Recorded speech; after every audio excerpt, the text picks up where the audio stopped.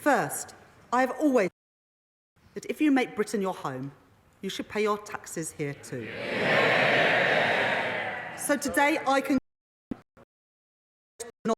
tax regime. And we will remove the outdated concept of domicile from the tax system from April 2025. We will introduce a new residence-based scheme with internationally competitive arrangements for those coming to the UK on a temporary basis, while closing the loopholes in the scheme designed by the party opposite. To further encourage investment into the UK, we will also extend the temporary repatriation relief to 3 years and expand its scope, bringing billions of pounds of new funds into Britain. The Independent Office for Budget Responsibility say that this package of measures will raise £12.7 billion over the next 5 years. Next, the fund management industry provides a vital contribution to our economy. But as our manifesto set out, there needs to be a fairer approach to the way that carried interest is taxed. So we will increase the capital gains rates on carried interest to 32% from April 2025. And from April 2026, we will deliver further reform to ensure that the specific rules for carried interest are simpler, fairer and better targeted. In our manifesto, we committed to reforming stamp duty land tax to raise revenues while supporting those buying their first home. We are increasing the stamp duty land tax surcharge for second homes, known as the higher rate for additional dwellings, by 2 percentage points to 5%, which will come into effect from tomorrow. This will support over 130,000 additional transactions from people buying their first home or moving home over the next 5 years. Next, we are committed to reform the energy profits levy on oil and gas companies. I can confirm today that we will increase the rate of the levy to 38%, which will now expire in March 2030. And we will remove the 29% investment allowance to ensure that the oil and gas industry can protect jobs and support our energy security. So we will maintain the 100% first-year allowances and the decarbonisation allowances too. Finally, 94% of children in the UK attend state schools. To provide the highest quality of support and teaching that they deserve, we will introduce VAT on private school fees from January 2025. And we will shortly introduce legislation to remove their business rates relief from April 2025 too. We said in our manifesto that these changes, alongside our measures to tackle tax avoidance, would bring in £8.5 billion in the final year of the forecast. I can confirm today that they will in fact raise over £9 billion to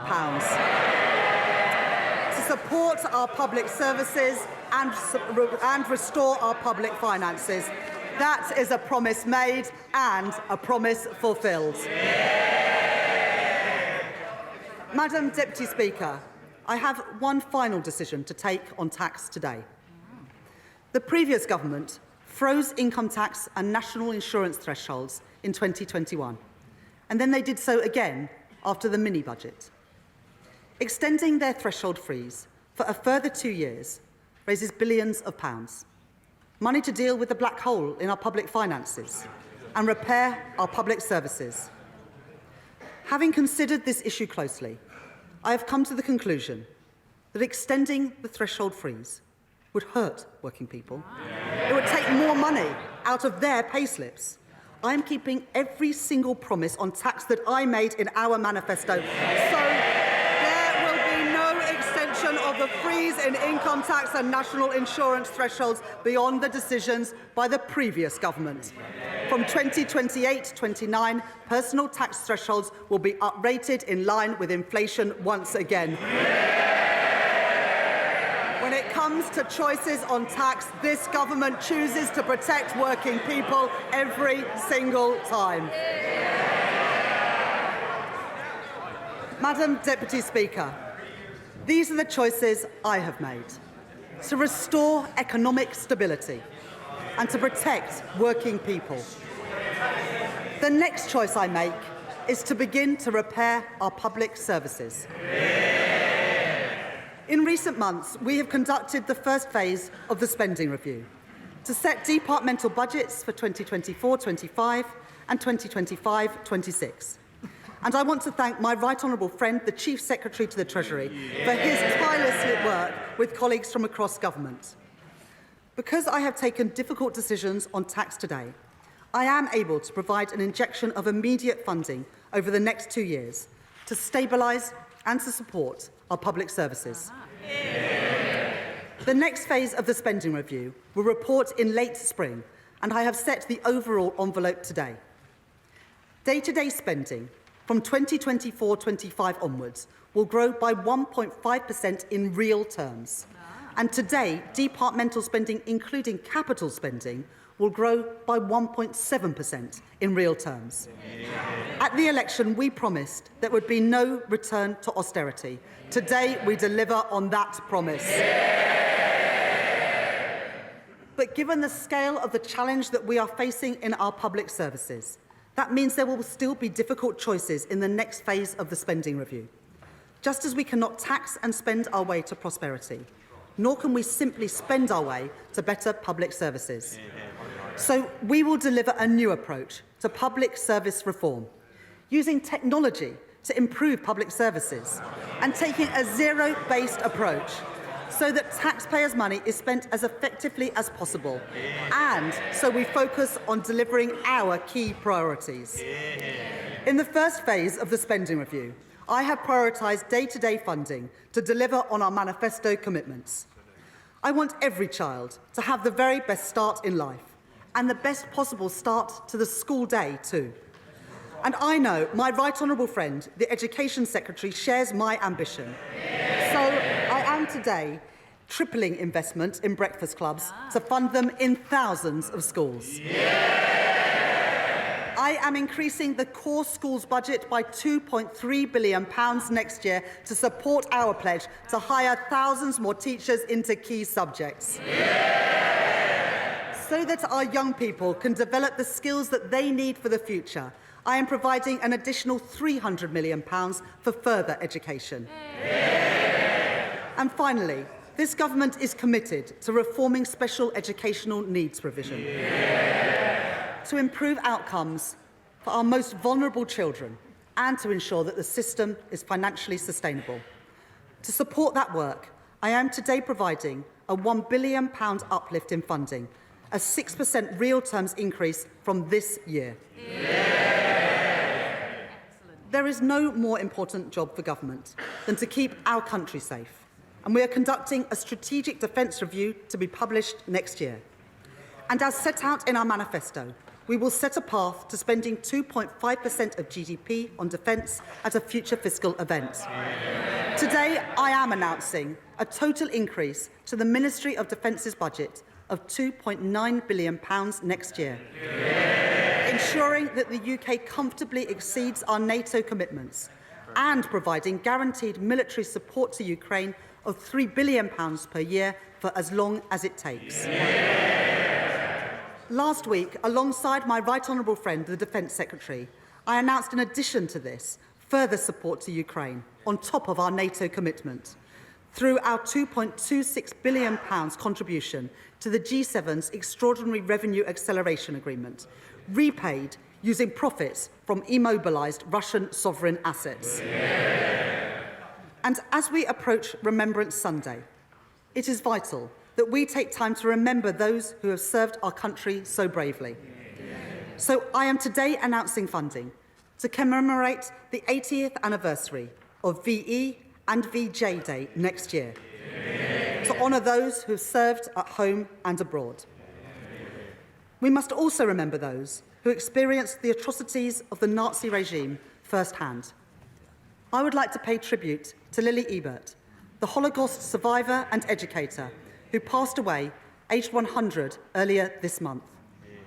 I am today committing a further £2 million to Holocaust education next year, so that charities like the Holocaust Educational Trust can continue their work to ensure that these vital testimonies are not lost and are preserved for the future. Madam Deputy Speaker, To repair our public services, we also need to work alongside our mayors and local leaders. We will deliver a significant real terms funding increase for local government next year, including £1.3 billion of additional grant funding to deliver essential services, with at least £600 million in grant funding for social care and £230 million to tackle homelessness and rough sleeping.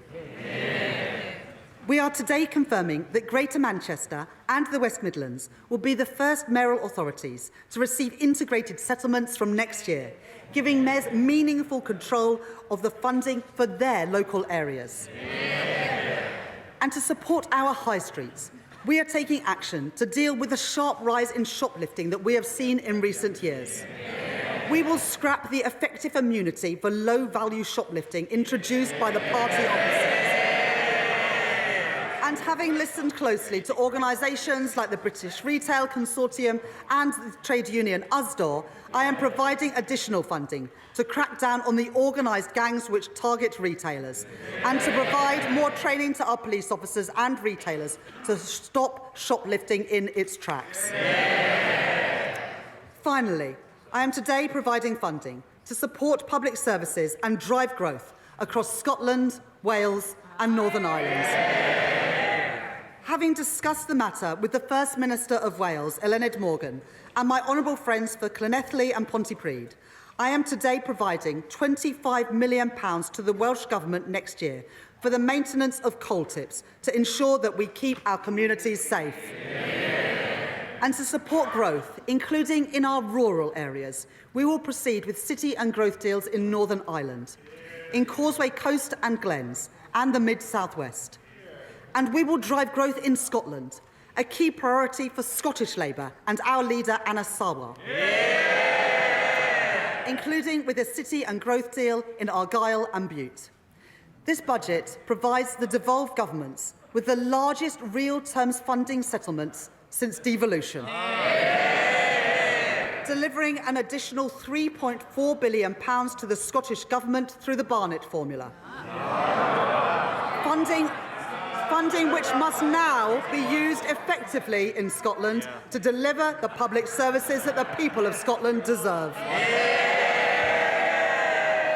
This budget also provides £1.7 billion to the Welsh Government and £1.5 billion to the Northern Ireland Executive in 2025-26. I said that there would be no return to austerity, and that is the choice that I have made today. Madam Deputy Speaker, to rebuild our country, we need to increase investment. The UK lags behind every other G7 country when it comes to business investment as a share of our economy. That matters. It means the UK has fallen behind in the race for new jobs, new industries and new technology. By restoring economic stability and by establishing the National Wealth Fund to catalyse private funding, we have begun to create the conditions that businesses need to invest.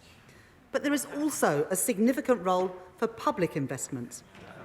For too long, we have seen Conservative chancellors cut investment and raid capital budgets to plug gaps in day-to-day spending. The result is clear for all to see. Hospitals without the equipment they need. School buildings not fit for our children. A desperate lack of affordable housing. Economic growth held back at every turn. Under the plans I inherited, public investment was set to fall from 2.5% to 1.7% of GDP. But in Washington last week, the International Monetary Fund were clear. More public investment is badly needed in the UK. So having listened to the case made by the former Governor of the Bank of England, Mark Carney, former Treasury Minister Jim O'Neill, and the former Cabinet Secretary Gus O'Donnell, among others, I am confirming our investment rule.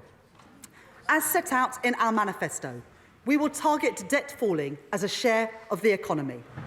Debt will be defined as public sector net financial liabilities, or net financial debt for short, a metric that has been measured by the Office for National Statistics since 2016 and forecast by the Office for Budget Responsibility since that date too. Net financial debt recognises that government investment delivers returns for taxpayers. By counting not just the liabilities on a government's balance sheet, but the financial assets too. This means that we count the benefits of that investment, not just the costs. And we free up our institutions to invest, just as they do in Germany, France and Japan. Like our stability rule, our investment rule will apply in 2029-2030 until that becomes the third year of the forecast. From that point onwards, net financial debt will fall in the third year of every forecast. Today, the OBR say that we are already meeting our target 2 years early, with net financial debt falling by 2027-28, with £15.7 billion of headroom in the final year. So that we drive the right incentives in government investments, we will introduce 4 key guardrails to ensure capital spending is good value for money and drives growth in our economy. First, our portfolio of new financial investments will be delivered by expert bodies like the National Wealth Fund, which must, by default, earn a rate of return at least as large as that on gilts. Second, we will strengthen the role of institutions to improve infrastructure delivery. Third, we will improve certainty, setting capital budgets for 5 years and extending them at every spending review every 2 years. Finally, we will ensure that there is greater transparency for capital spending, with robust annual reporting of financial investments based on accounts audited by the National Audit Office and made available to the Office for Budget Responsibility at every forecast. Taken together with our stability rule, these fiscal rules will ensure that our public finances are on a firm footing while enabling us to invest prudently alongside business. The capital plans that I now set out to drive growth across our country and repair the fabric of our nation are only possible because of our investment rule. Let me set out those investment plans. Today, we are confirming our plans to capitalise the National Wealth Fund to invest in the industries of the future, from gigafactories to ports to green hydrogen. Building on these investments, my right honourable friend, the Business Secretary, is driving forward our modern industrial strategy. Working with businesses and organisations like Make UK to set out the sectors with the biggest growth potential. Today, we are confirming multi-year funding commitments for these areas of our economy, including nearly £1 billion for the aerospace sector to fund vital research and development, building on our industry in the East Midlands, the South West and in Scotland. Over £2 billion for the automotive sector to support our electric vehicle industry and develop our manufacturing base, building on our strengths in the North East and the West Midlands. And up to £520 million for a new life sciences innovative manufacturing fund. For our world-leading creative industries, we will legislate to provide additional tax relief for visual effect costs in TV and film. And we are providing £25 million for the North East Combined Authority, which they plan to use to remediate the Crown Works studio site in Sunderland, creating 8,000 new jobs. To unlock these growth industries of the future, we will protect government investment in research and development with more than £20 billion worth of funding. This includes at least £6.1 billion to protect core research funding for areas like engineering, biotechnology and medical science. Through Research England, other research councils and the national academies. We will extend the Innovation Accelerators programme in Glasgow, in Manchester and in the West Midlands. And with over £500 million of funding next year, my right honourable friend, the Science, Technology and Innovation Secretary, will continue to drive progress in improving reliable, fast broadband and mobile coverage across our country, including in rural areas. We committed in our manifesto to build 1.5 million homes over the course of this Parliament. And my right honourable friend, the Deputy Prime Minister, is driving that work forward across government. Today, I am providing over £5 billion of government investment to deliver our plans on housing next year. We will increase the Affordable Homes programme to £3.1 billion, delivering thousands of new homes. We will provide £3 billion worth of support in guarantees to boost the supply of homes and support our small house builders. And we will provide investment to renovate sites across our country, including at Liverpool Central Docks, where we will deliver 2,000 new homes, and funding to help Cambridge realise its full growth potential. Alongside this investment, we will put the right policies in place to increase the supply of affordable housing. Having heard representations from local authorities, social housing providers and from Shelter, I can today confirm that the government will reduce right-to-buy discounts and local authorities will be able to retain the full receipts from any sales of social housing so that we can reinvest them back into the housing stock and into new supply. By doing this, we will give more people a safe, secure and affordable place to live. We will provide stability to social housing providers with a social housing rent settlement of CPI plus 1% for the next 5 years.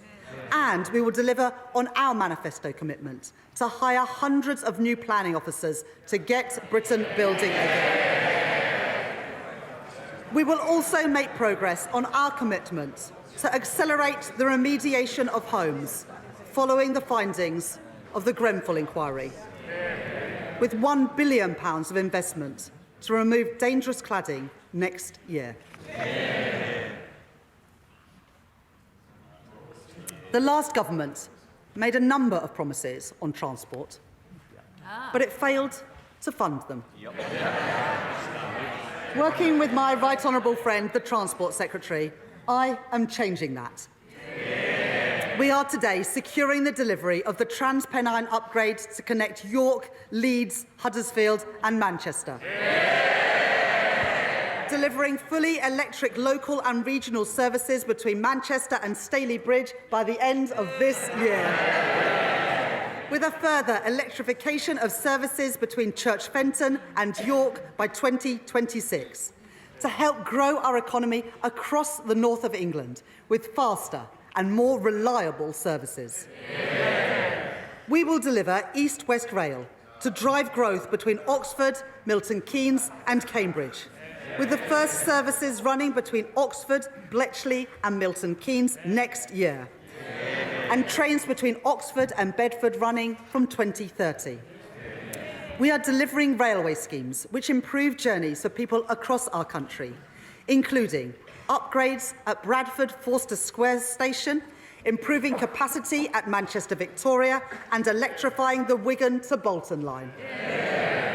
My right honourable friend, the Transport Secretary, has also set out a plan for how to get a grip of HS2.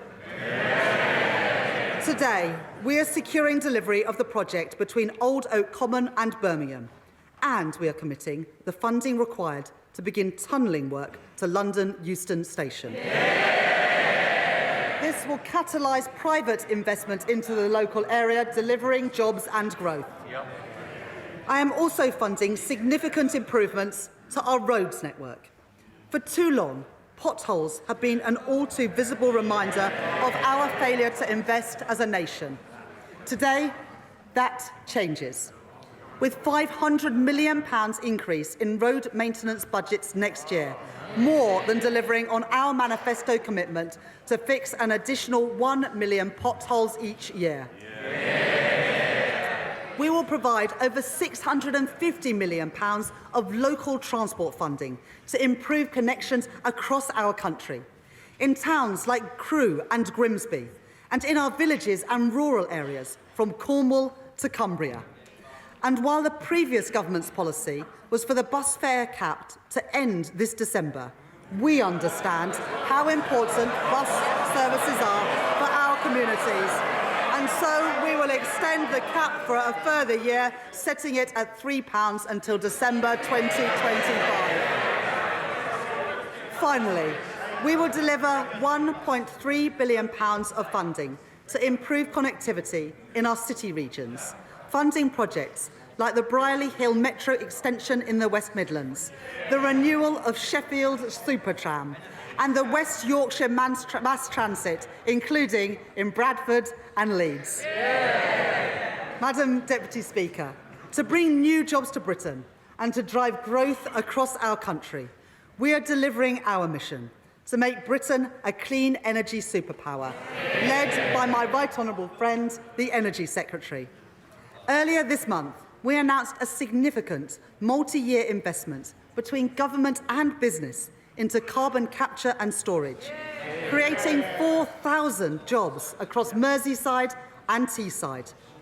Today, I am providing funding for 11 new green hydrogen projects across England, Scotland and Wales.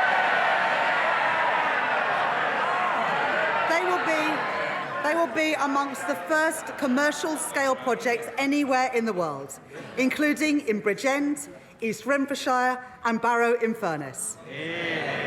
We are kick-starting the Warm Homes Plan by confirming an initial £3.4 billion over the next 3 years to transform 350,000 homes, including 250,000 low-income and social homes. And we will establish GB Energy, providing funding next year to set up GB Energy at its new home in Aberdeen. Overall, we will invest an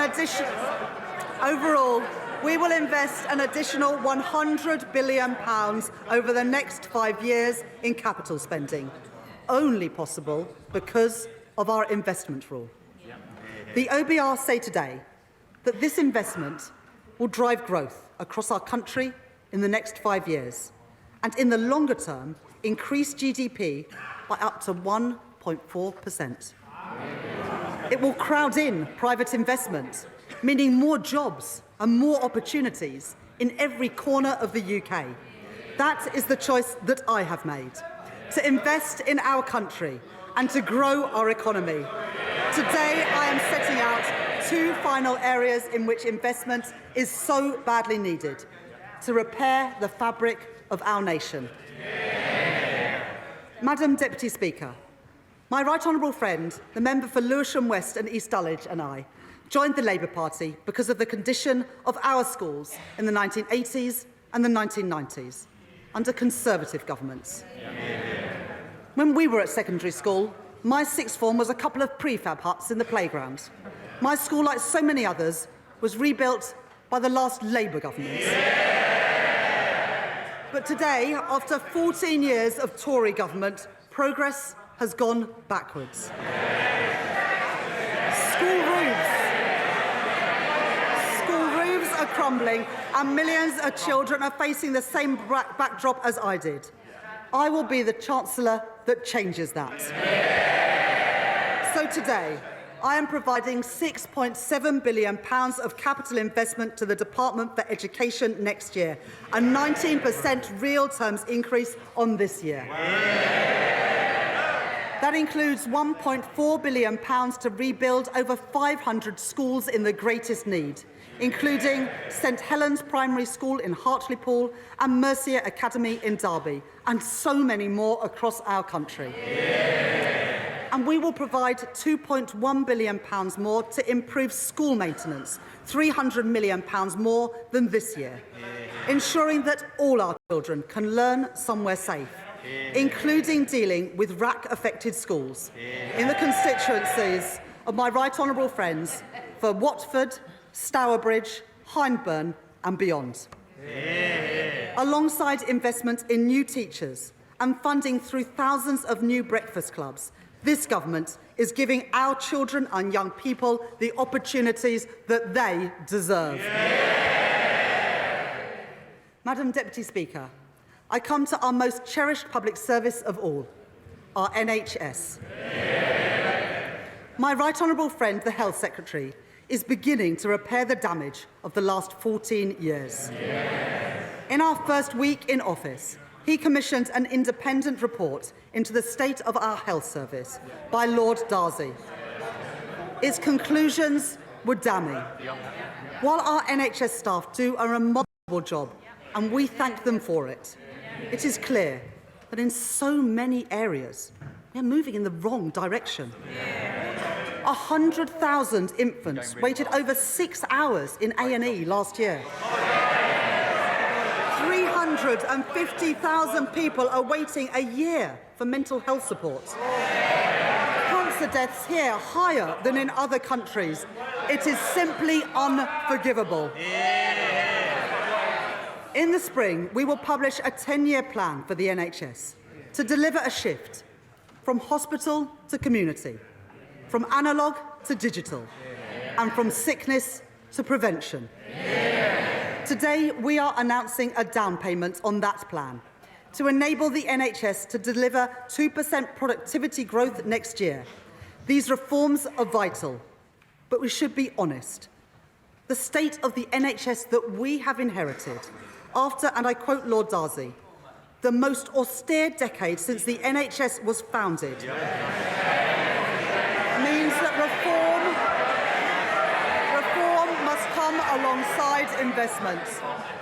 So today, because of the difficult decisions that I have taken on tax, welfare and spending, I can announce that I am providing a £22.6 billion increase in the day-to-day health budget and a £3 billion increase in the capital budget over this year and next. This is the largest real terms growth in day-to-day NHS spending outside of COVID since 2010. Let me set out what this funding is delivering. Many NHS buildings have been left in a state of disrepair. So we will provide £1 billion of health capital investment next year to address the backlog of repairs and upgrades across our NHS. To increase capacity for tens of thousands more procedures next year, we will provide a further £1.5 billion for new beds in hospitals across our country, new capacity for over 1 million additional diagnostic tests, and new surgical hubs and diagnostic centres, so that people waiting for their treatment can get it as quickly as possible. My right honourable friend, the Health Secretary, will be setting out further details of his review into the new hospital programme in the coming weeks and publishing in the new year. But I can tell the House today that work will continue at pace to deliver those 7 hospitals affected by the RAC crisis, including West Suffolk Hospital in Bury St Edmunds and Leighton Hospital in Crewe. And finally, because of this record injection of funding, because of the thousands of additional beds that we have secured, and because of the reforms that we are delivering in our NHS, we can now begin to bring waiting lists down more quickly and move towards our target for waiting times to be no longer than 18 weeks. By delivering on our manifesto commitment for 40,000 extra hospital appointments a week, that is the difference that this Labour government is making. Madam Deputy Speaker, the choices I have made today are the right choices for our country. To restore stability to our public finances, to protect working people, to fix our NHS, and to rebuild Britain. That doesn't mean these choices are easy, but they are responsible. If the party opposite disagrees with the choices that I have made, then they must answer. What choices would they make? Would they again choose the path of irresponsibility, the path taken by Liz Truss, and ignore the problems in our public finances altogether. If that is their choice, they should say so. But let me be clear. If they disagree with my choices on tax, then they would not be able to protect working people. If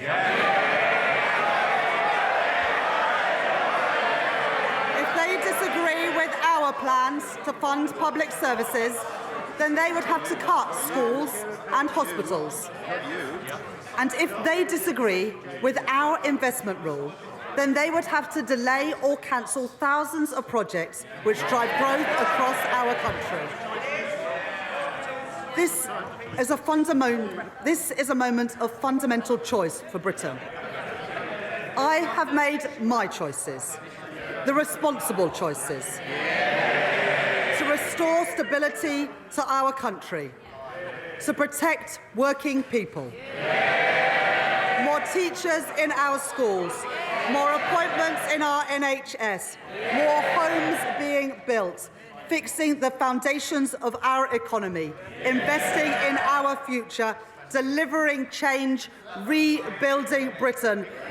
We on these benches commend those choices, and I commend this statement to the House. OK, the Chancellor sits down. Better news for the NHS, but public spending still tight, growth pretty anemic going forward, and a massive load of tax increases, £40 billion a year, the biggest in modern times. Some pretty punchy allegations of dishonesty too against the Tories, suggesting that they kept various key details from the government's independent watchdog, the OBR, which of course George Osborne set up. We'll have to see what the OBR has to say about that, and indeed the Tories. Now we're just waiting for Rishi Sunak. It's tradition that as leader of the opposition he answers the Chancellor, so he is, one might argue, in a better position than most to do so. So we'll just wait and see, perhaps listen to the first couple of minutes of what he has to say. It's worth noting he gets no advance notice of the budget, so he has to think on his feet here, working out how to come back at the allegations, particularly of dishonesty. They feel important for the Tories, but also a lot of the key decisions as well. Some of them surprising. Fuel duty frozen again. A lot of people who need their cars to get around for business and life will be very pleased about that. She didn't extend the income tax threshold freeze, which of course, again, good news for many people, but a massive hit on employers, £20 billion or so with national insurance contributions. That is a big deal. Various changes to inheritance tax, capital gains tax, perhaps not as extensive as some people feared. You'll have noticed perhaps already that only a 1.5% increase in public spending. Most of that is being spent on defence, particularly the NHS and schools, which means that it's going to be pretty tight in other areas. Joel, I'm just going to bring you in here while we wait for this, because we could be a while before Rishi Sunak is on his feet. Overview? I thought yours was very good. I'm looking here at the key judgments that is central to this, that the OBR made in its review of... OK, Joel, I'm going to have to interrupt you. I'm very sorry, because here comes Rishi Sunak. Madam Deputy Speaker, Madam Deputy Speaker, Madam Deputy Speaker, on the day that he took office, the Prime Minister said that he wanted to restore trust to British politics with action, not words. Well, today, his actions speak for themselves, with a budget that contains broken promise after broken promise, and reveals the simple truth that the Prime Minister and the Chancellor have not been straight with the British people. Time and again, we Conservatives warned Labour would tax, borrow and spend far beyond what they were telling the country. And time and again, they denied they had such plans. But today, the truth has come out. Proof that they planned to do this all along. Because, Madam Deputy Speaker, today's budget sees the fiscal rules fiddled, borrowing increased by billions of pounds, inflation-busting handouts for the trade unions, Britain's poorest pensioners, Britain's poorest... Order! Just as we respected the Chancellor and heard her speak, we will hear the Leader of the Opposition.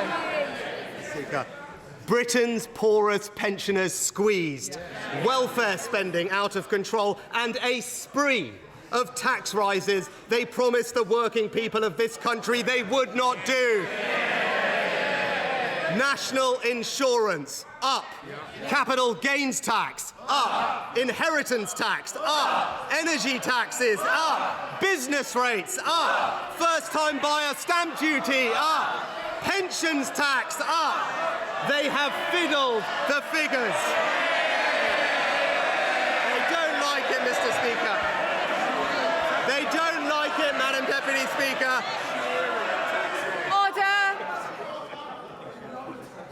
The public will also want to hear what the Leader of the Opposition has to say.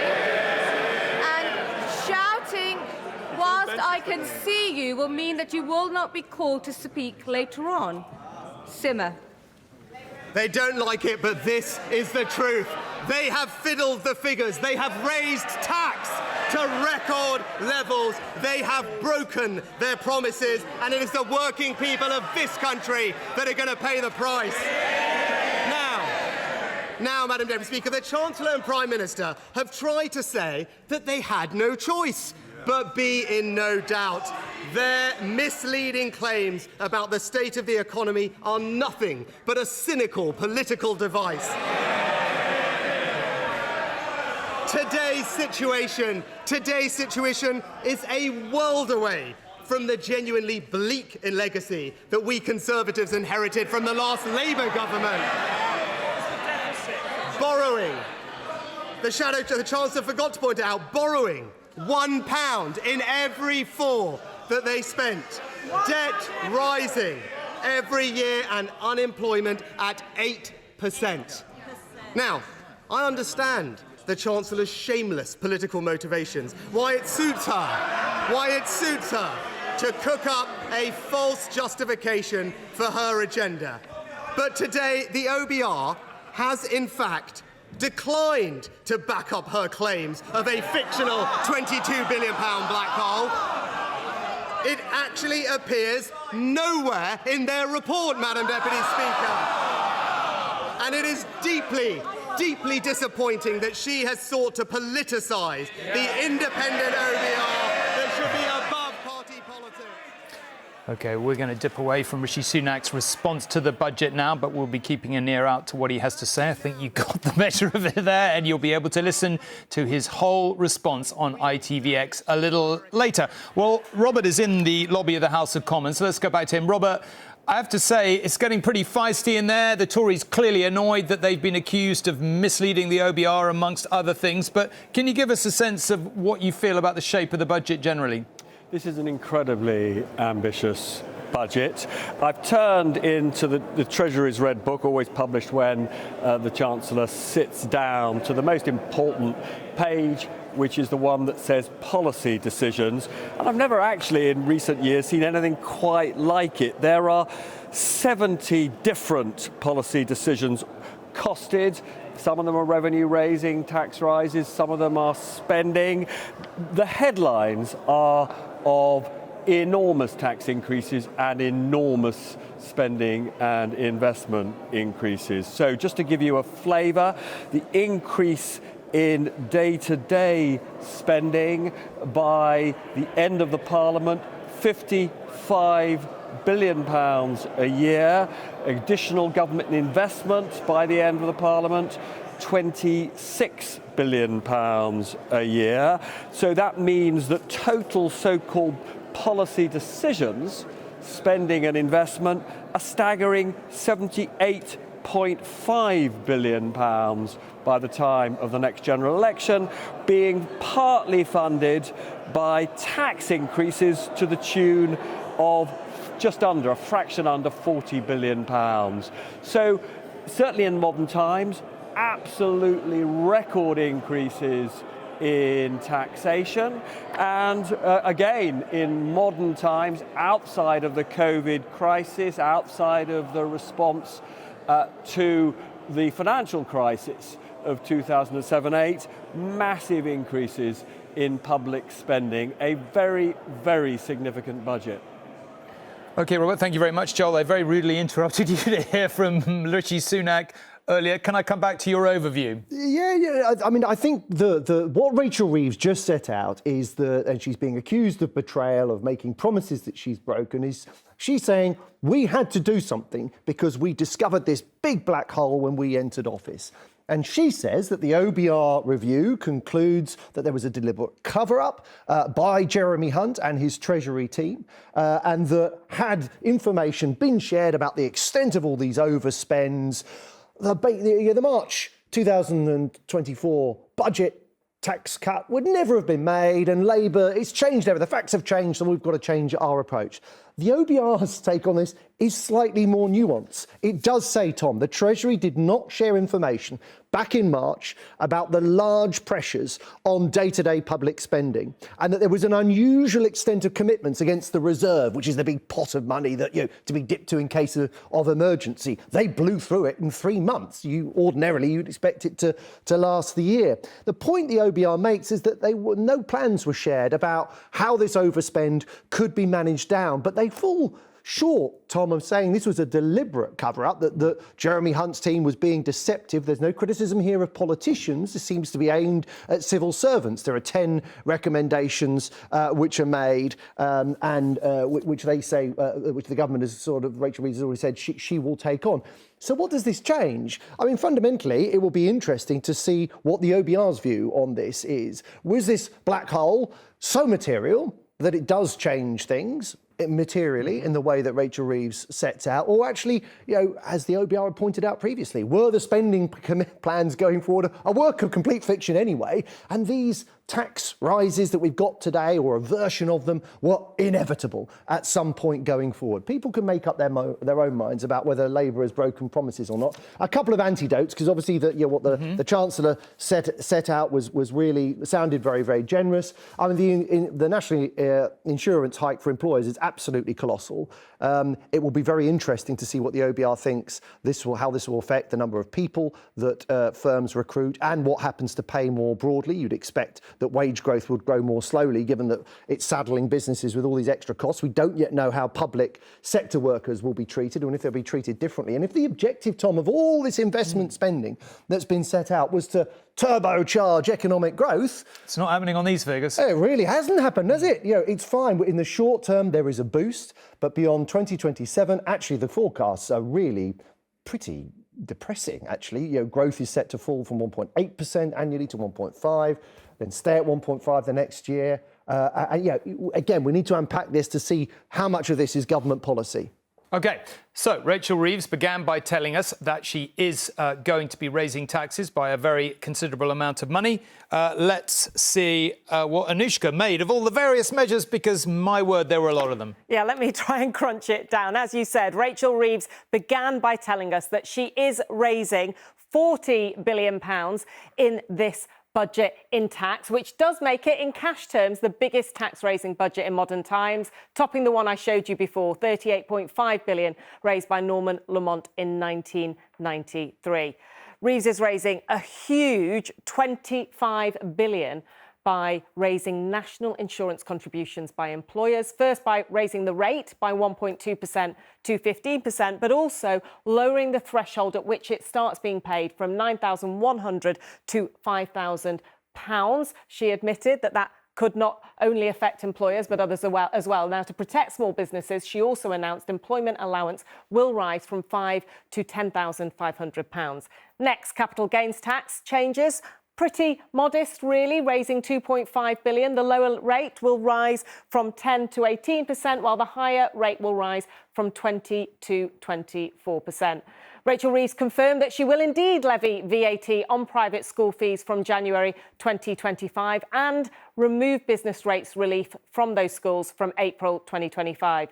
Elsewhere, she found money for changes, including to end a now long-running freeze on income tax personal allowance thresholds in 2028. They will then uprate in line with inflation. I mean, in many ways, this felt like a rabbit in the hat because they've been frozen for some time, and incorrect leaks had suggested that would continue. I wonder where that helpful expectation management came from. Worth saying it will be cheaper to do this because inflation will be down at 2% by the end of the period. She also found money to continue a long-running freeze on fuel duty and maintain a 5p cut to fuel duty put in place by Conservatives, but which was not baked in, so that is fairly expensive. Alcohol duty, it will rise in line with RPI inflation for non-draft products, but she argued that 2/3 of alcohol sold in pubs is draft, so she cut a draft duty by 1.7%, equivalent to a penny off a pint in the pub. Doesn't sound like that much. So how are they going to spend that money? She confirmed that there would be money in transport. HS2 will go all the way to Euston. She's going to put £500 million into filling potholes. I should say inside Downing Street, they think of potholes as really key to people seeing change around them. £6.7 billion of capital investment in the Department for Education, a 19% real terms increase, including rebuilding the schools that we mentioned earlier, and the centrepiece, health spending, £22.6 billion in day-to-day spending and £3.1 billion in the capital budget over this year and next. Are you suggesting that incorrect leaking led to expectation? That's shocking. Right, plenty to discuss. We'll need to take a short break, but we'll be back in just a moment.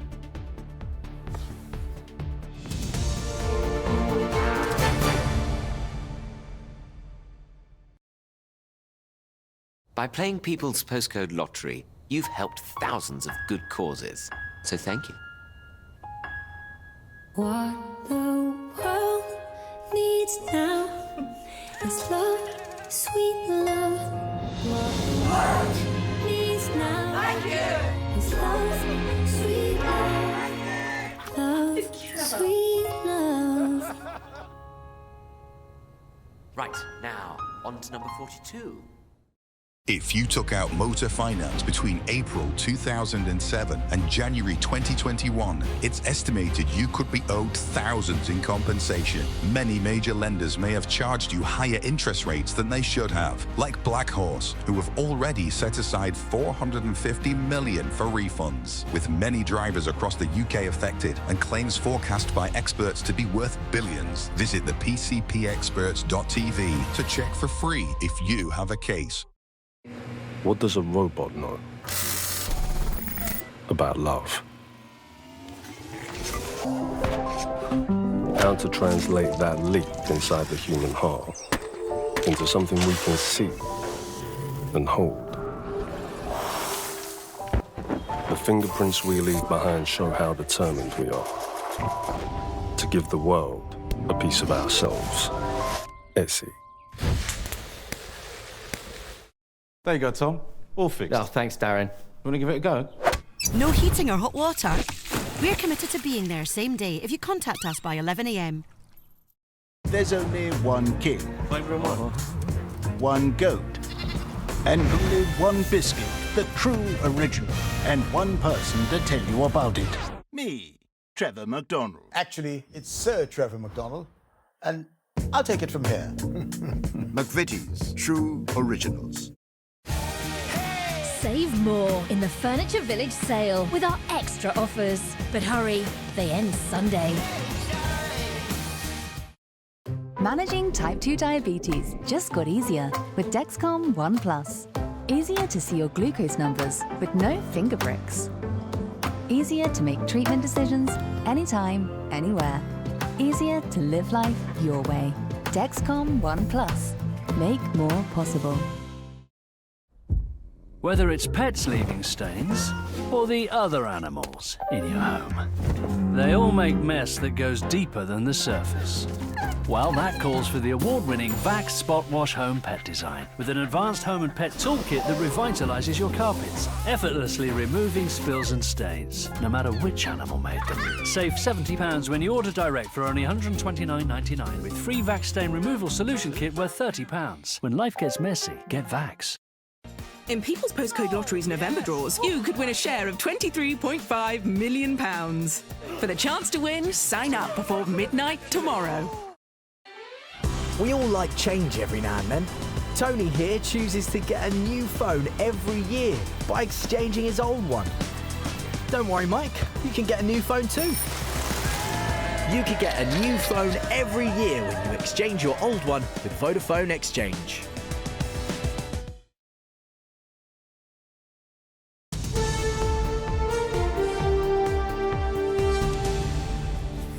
Welcome back on this, I think it is fair to say, very big budget day. Now, we've got about 15 minutes left of this special programme, and I have Anushka, Joel and Robert, who better here to crunch through some of this stuff. Joel, maybe let's just start with tax rises first, then we'll deal with public spending later, split it up like that. Tax rises, big hit to employers, maybe not quite as big as we were expecting on capital gains. I mean, changes to inheritance tax, farmers and the like won't like, I'm sure some of them. What did you make in the round of the tax increases? There were a lot of tax changes targeted at wealth rather than income. So capital gains, you're quite right. There were changes made there. They're quite significant, though. They're lowering borrowing by £8 billion a year in a few years out. Change to the non-dom rules, the OBR thinks will raise £6 billion. The big standout measure, though, is definitely national insurance increases, really chunky, and except £25 billion a year they'll take off borrowing by the end of the forecast, according to the OBR.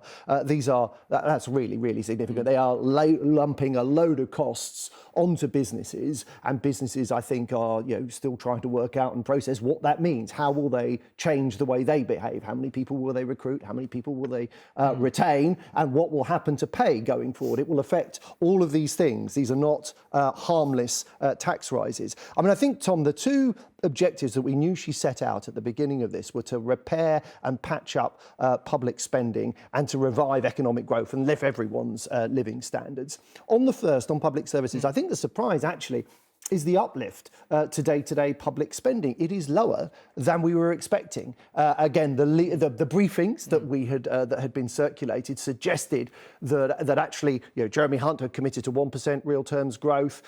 Rachel Reeves has gone for 1.5% a year going forward. That means, I suspect, that some government departments are going to face some really tough budget settlements in the year ahead. I mean, if you look, actually, they haven't broken it down in a clear way, but there are some government departments next year who, in real terms, will have less than they did last year. Culture, Media and Sport, Environment, Food and Rural Affairs, the Cabinet Office. So objective number one, yes, loads of money being ladled at schools, channelled at the National Health Service. People will like that, but others, arguably still having to tighten belts. And the other thing is in terms of the increase in growth. The OBR concludes that the policies announced today temporarily boost output in the near term.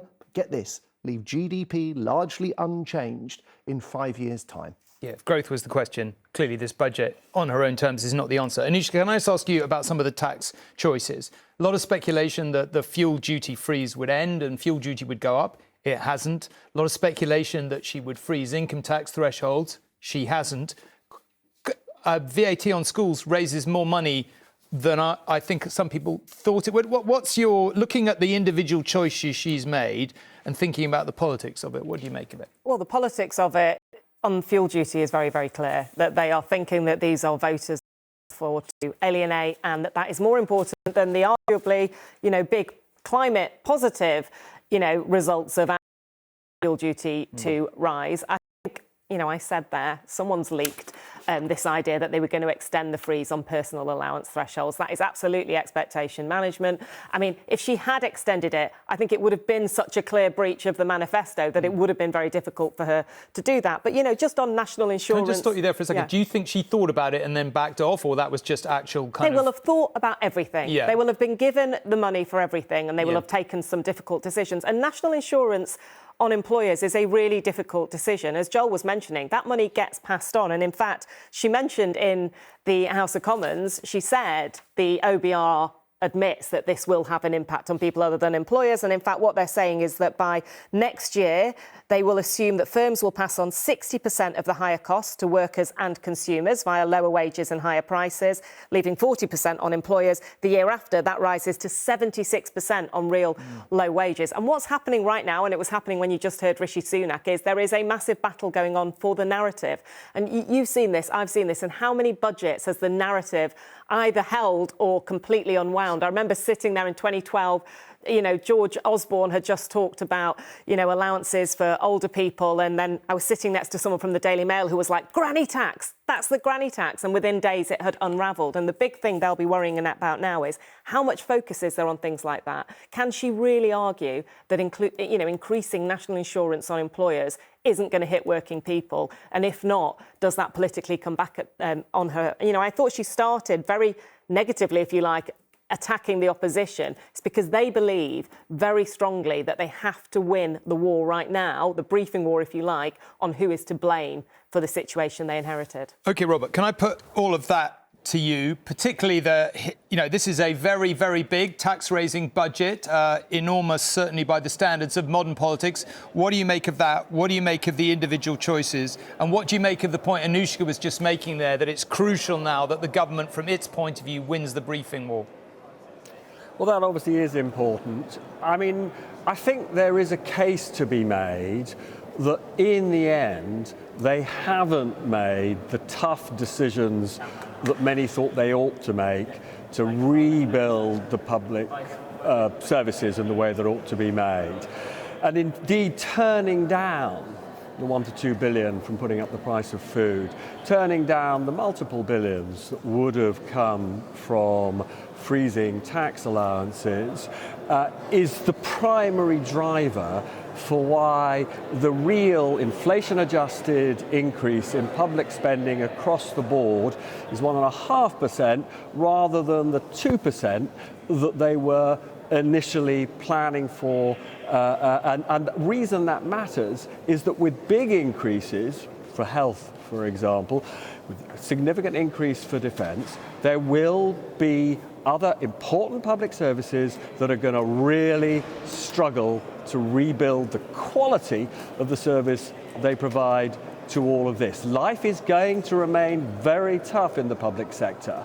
And despite all of that, however, because nonetheless this is a significant increase in investment spending and public sector spending, the size of the public sector as a whole is growing significantly, but much of that is accounted by what is happening in the health service. One might argue that in the end, they will find themselves coming back for more in a year or two if they somehow can't achieve the productivity savings across the piece. And coming back for more in the form of taxes would politically be very damaging for them, which is, as I say, you could argue if they're not going to put up taxes as much as they might have done now, when will they as we get closer to the election? But you can also see the really tight spot that they are in. The OBR has pointed out that this is one of the most significant fiscal loosenings, that means increase in borrowing, of any budget in modern times. That's because they pushed spending as far and borrowing as far as they can go. And what that means is that when the Bank of England meets, they will look at this fiscal loosening and they will see that the OBR itself says this will contribute to a 0.5 percentage point increase in the rate of inflation. And the Bank of England, as I said at the start of this programme, may well, on the back of this budget, delay interest rate cuts. So for many people, and indeed many businesses, this will look painful. Taxes going up, massive amount, 25 billion on employers' national insurance. One shouldn't underestimate that enormous story, that enormous squeeze on many businesses. But if interest rates also come down slower than expected, this government is going to remain, its popularity has fallen, pretty unpopular for some time to come. And that popularity is not going to be boosted if there are important public services, whether it's local government, whether it is justice, whether it's the police, still saying they haven't got enough money. Robert, we keep asking about growth being a problem. We can't get growth up, and until we can get growth up, all these questions are incredibly difficult. On the figures that Rachel Reeves has just read out to us, all of this today doesn't really seem to answer our growth problem, does it? So there was this slightly embarrassing moment in her speech where she said that over the long term, which she didn't define, for most economists the long term is 20 to 30 years, what she's announced today would boost growth. The problem is that people want growth now. They want productivity increases now because they want their living standards to go up now. And you know, a second big embarrassment for her is in black and white in the OBR's official report on her budget, and she says she takes the OBR unbelievably seriously. It says short-term stimulus, and that's another reason why interest rates are going to come down more slowly than otherwise would be the case. But in 5 years' time, when they're going to the country, this budget, it says, will have made no difference to GDP. OK, Anushka, can I talk about some of the politics with you? You talked just now about the briefing war. I thought it got rather bitter in there, actually. Jeremy Hunt looked absolutely livid, and Rishi Sunak was pretty excised, pretty aggressive at the dispatch box. We've talked often, haven't we, about how much more relaxed he's been as leader of the opposition. Blimmin' hell, he wasn't relaxed today in the slightest. As you say, that's one of the intriguing things about budget days. You never know whether the government's story they're trying to tell actually holds or unravels. You know, you go back to the days of Gordon Brown's 10p tax rate. Do you think their narrative on this is going to hold? I think it's really difficult for them, and they've already got a situation in which there are newspapers like the Telegraph, like the Times, which aren't going to be very friendly about some of these changes. And so they're up against it in a way more so than a Conservative government was in 2010. I mean, we've discussed this before. I also thought the argument had to be made in 2010 because it was a hung parliament. It wasn't quite so clear that people blamed Labour, whilst I do think people already blame the Conservatives now. An absolute fury from Rishi Sunak and Jeremy Hunt because they absolutely don't accept it. They think that a lot of that stuff was in there and that she is playing politics. I mean, she clearly is, but they are convinced in Downing Street that by stressing this repeatedly, then they might be forgiven for some of the changes they've made. The question is, that will only be the case if they actually change things in people's lives. I mean, Joel was mentioning the lower than expected increase in spending in unprotected government departments. I mean, we had figures last week from the Resolution Foundation that showed even getting to 2% increases only takes spending to a flat level, and they say they're not going to do austerity. Well, 1.5% sounds like it is going to see a return to austerity, certainly in a number of departments. Do you think, as Robert says, that it's inevitable that they'll have to come back for more?